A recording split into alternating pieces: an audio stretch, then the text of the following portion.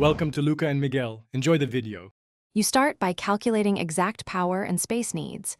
Know how many kW per rack and diversity in load. Once you have numbers, secure a physical site with adequate cooling and fiber access, because location dictates latency and expansion options. Make sure to budget for UPS, PDU, crack units, and permits.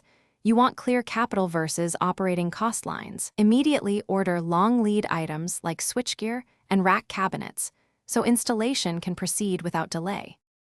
You then assemble the physical and network backbone, deploy racks, patch panels, and structured cabling in hot/cold aisle configuration so cooling is efficient.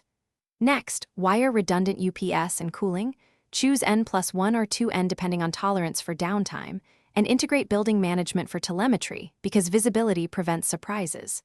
Configure core networking, redundant switches, L3 routing, VLAN, and firewall zones.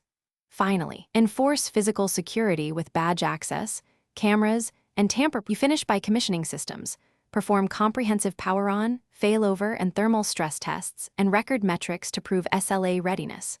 Once validated, create runbooks, topology diagrams, maintenance schedules, and handover documents so operations know what to do. Train staff on rack-level procedures and incident response. If things go wrong, isolate the fault with staged rollback, remove recent changes, switch to backup systems, and use logs to pinpoint the issue before full restoration, to minimize downtime and protect data integrity. Thanks for watching and please subscribe. It's the best investment you'll ever make.